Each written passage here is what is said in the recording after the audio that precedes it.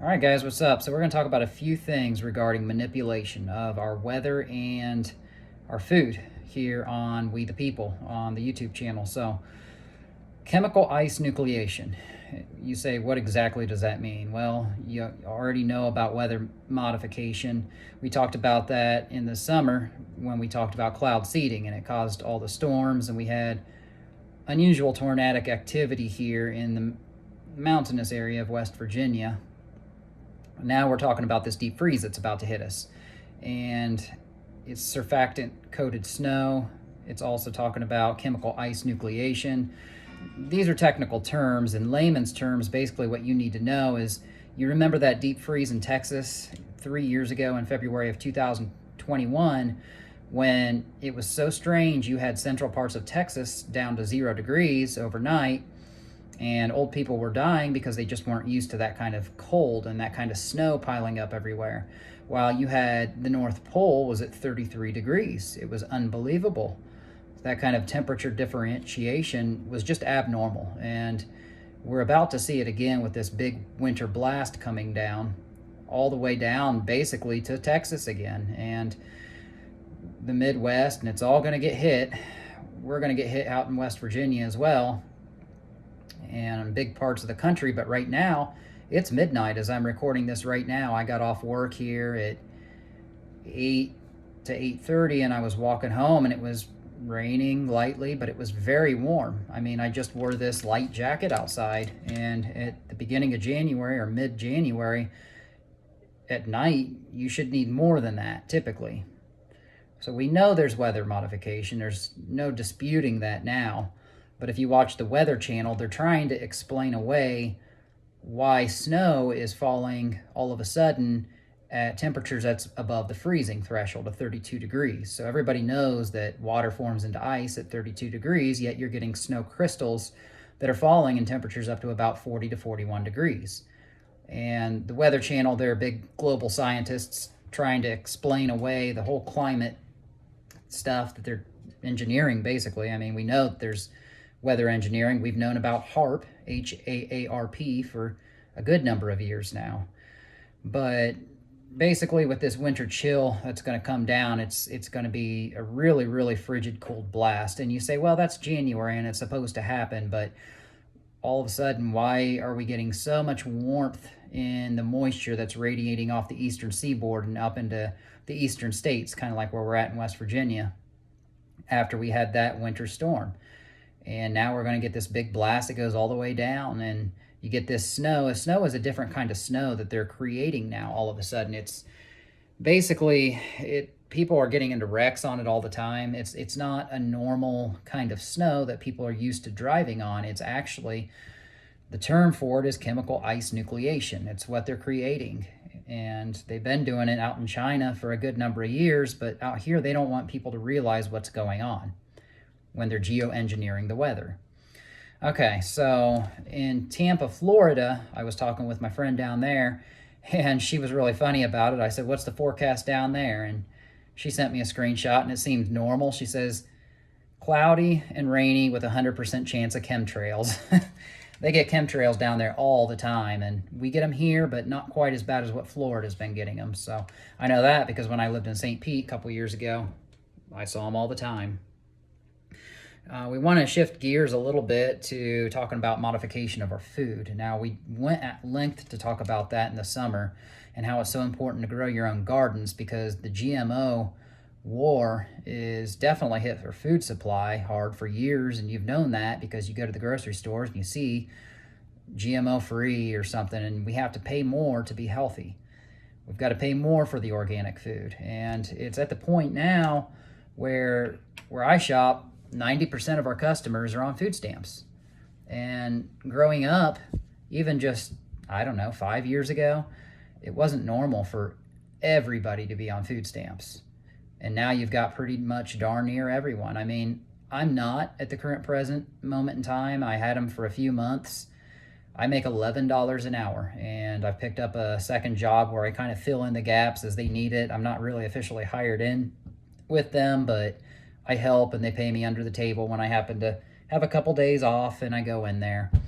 But that's what you got to do when these low-income states like West Virginia, you've got to basically just grind. You've got to work almost 7 days a week. It's the high-paying jobs are few and far between. But with our food supply, basically, there's an assault on that. And if you can't grow your own garden, then you're likely in a little bit of trouble. And that's a lot of hard work. But there's this one garden in Pennsylvania that I think you guys should know about. And some of you have heard about it. Some of you haven't. I didn't until tonight. It's a private farm owned by this Amish farmer. And the name of it is Amos Miller. It's his private organic farm out in Pennsylvania. And the government, the big bad government, just raided his private farm. And he uses no GMOs, no eugenic injections, no chemicals, no fertilizers, no electricity because he's Amish, and no soy, which is important because soy basically turns men and kind of into women, into femboys and stuff like that, and people don't realize when they're eating soy burgers, it's not what you should be taking in because it lowers your testosterone levels. But yeah, so basically the government knows that this guy, this Amos Miller, he's not playing around. He doesn't want to do it the way that they want him to do it. So what do? They think they own everything in this world. They think they can play the role of bully, and they're putting the hammer down on him. They're raiding his farm. And if you check it out, he's doing great otherwise, up until now. But my friend in Tampa, she shared a graphic on her Facebook page that the average age of a farmer is 58 years old. And basically, that means that by the time they die, there's going to be hundreds of millions of acres of farmland up for sale here by about 14 years. By about 2000, 50 or whatever it is. Or 2040, I'm sorry.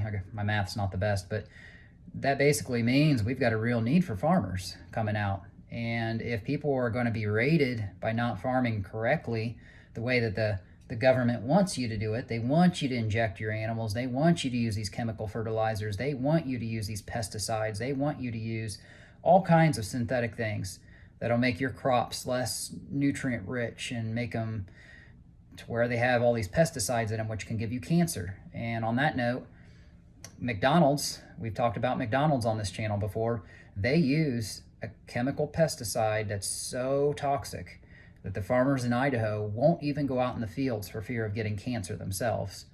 And those are the French fries that you eat every single time you go to McDonald's. So you've got to stop eating the food there. I've talked about that at length in different videos on this channel over a period of time. And, this is a good time to sit here and really hammer in on McDonald's because it's coming out. They're using human remains in their meat. And I've talked about it before. And when I was in St. Pete last year in Florida, I had a coworker who would come in with McDonald's all the time. And I said, you've got to stop eating this stuff. I said, the French fries can give you cancer because of the pesticides they use on the potatoes. I said, the meat, they're using human remains and it's coming out. They're using teeth. And guys, I promise on everything in my life, I am not making this up for the views. My roommate, my friend, he got me a daily double from McDonald's on 7th Street here in Parkersburg, West Virginia. This was March. And at that time, I took a picture of it and I saved it because that sandwich, I shit you not, had a human tooth fragment in it. And at the time, my mom, I bit down on it and I felt it. And it was there and it was very hard. And my mom said, no, that's just a chip of a bone from a cow. Somehow it just got in there. And I said, Mom, no, it's not. And she said, how do you know? And I said, well, it's because the bone fragment was glossy. It was glossy like your teeth, like light shined off of it. There's no way that could happen off of a bone from a cow's leg or something that got in there, or a rib or something. There's just no way.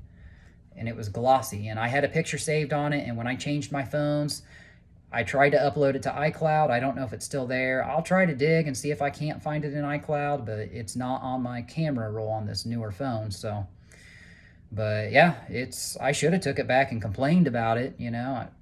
Some people you could sue for thousands of dollars. I'm not that person, but I'm not kidding. I had it. It was there. It was about this big. It was just a shard of a tooth, but it was in there. And then it's been coming out in my news, and people were telling me, they said, you heard about McDonald's because some people are finding teeth in their hamburgers and human remains. I said, yeah, I know. I said, I had one.